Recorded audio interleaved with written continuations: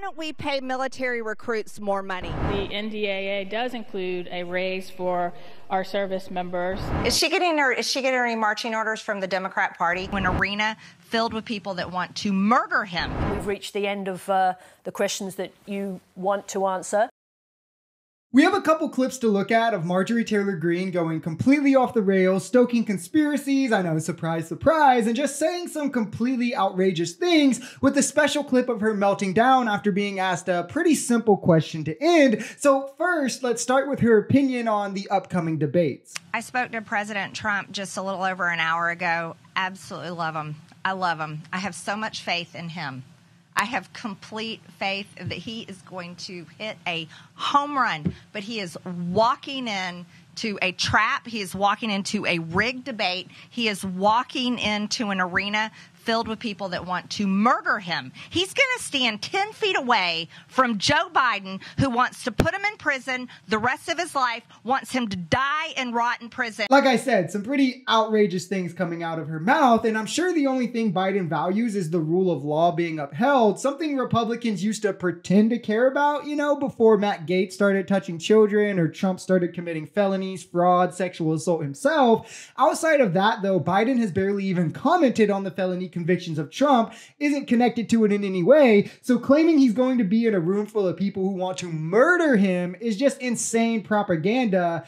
And that's being nice, right? Biden is in no way connected to the convictions, let alone in any way voiced or shown any disdain that would lead one to believe that murder is on the table from an actual religious man who actually, you know, who is also 81 years old. So it's like, how? But it's Marjorie Taylor Greene. It doesn't have to make much sense. And Trump, by the way, is the one who said anywhere, anytime, any place for the debates, said that no matter where they did it, when they did it, what they talked about, Biden couldn't even walk out without his handlers, let alone stay on a stage with him and blah, blah, blah. They have no reason to actually believe these debates will be impartial. And it's funny to me that the closer that they get to the debate, the more safeguards that Republicans start putting up to excuse why Trump will perform very poorly. I mean, Trump himself has went from Dementia Joe to calling him a worthy debater in his own words.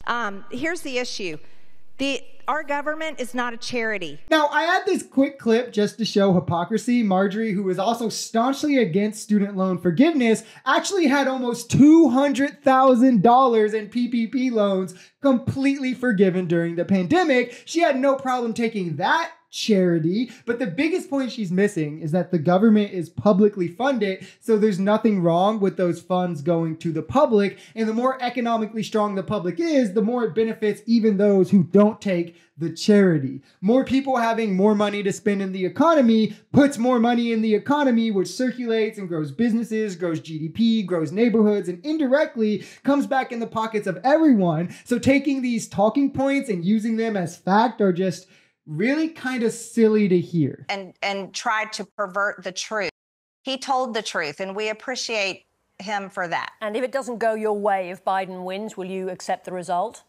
Again, what does this have to do with Julian Assange? Seriously, it's the really, natural that's what we're extension of the supposed to question be about talking truth. And why would I? What network is this? What is this? ABC in Australia? Is she getting any marching orders from the Democrat Party? I mean, is this what you decided to come up with today? You're a prominent figure in US politics. The first debate is tomorrow. The result of the election is on the minds not just of Americans, but of the whole world. So it's a natural point of curiosity.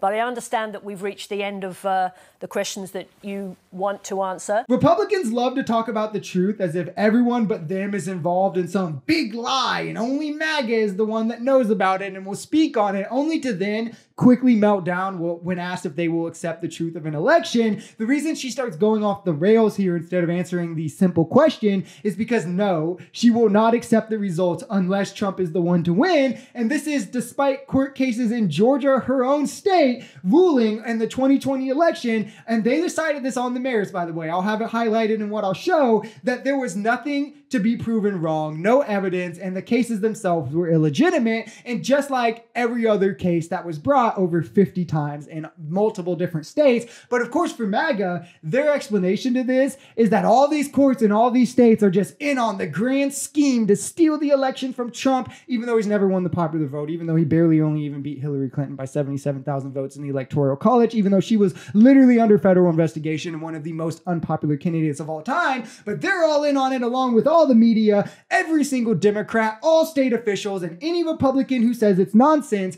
even Republican Trump-appointed judges, like the one in Georgia who ruled there was no evidence of fraud.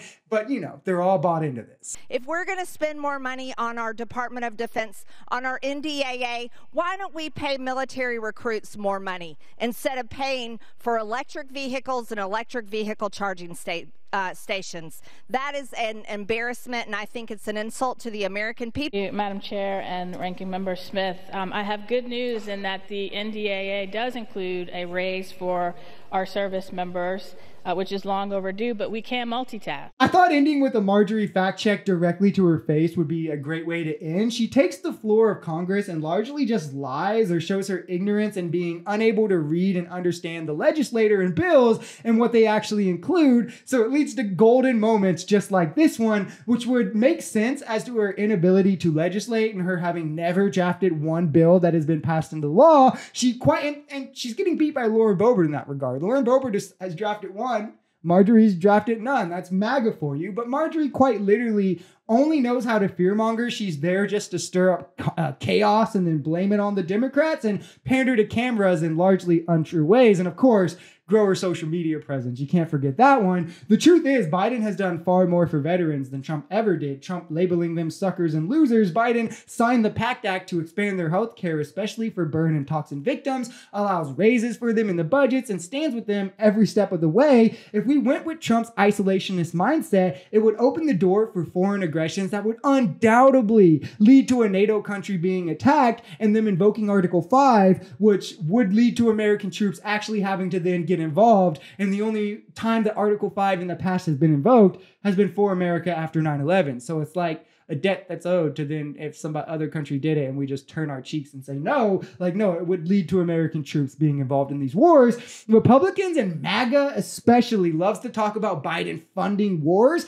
even though that is a very juvenile and massively ignorant way to view these issues or foreign spending at all. For one, national security extends past our border, right? Like there's global aspects to national security, but MAGA seems to think that the southern border is the only thing that applies to national security. These wars would happen with or without American intervention. I trust you. I promise you on that. But it's the funding we spend, mostly spent in America, by the way, on American contractors to provide weapons, which also raises our GDP and grows jobs, by the way, just saying, to then send those weapons and other forms of military aid to these countries that prevents our troops from ever having to touch the ground. And elected Republicans' history of misunderstanding this simple point is what has led Republicans to historically lead us into more wars where our troops are actually involved. I mean, do we really need to open the Iraq can of worms? I think we all know what happened there. If you enjoyed this video, we're Social Society. We're a commentary channel influenced by politics, society, and the economy. We are pretty left-leaning on this channel, but we're open to our right-wingers as well. The biggest thing here is having conversations that get everyone to the bottom of the truth. If that sounds like something that could interest you, consider smashing that subscribe button, leaving us a like, or even commenting on this video. We even have memberships available as low as $3 if you'd like to support, because the only way we become a society is together.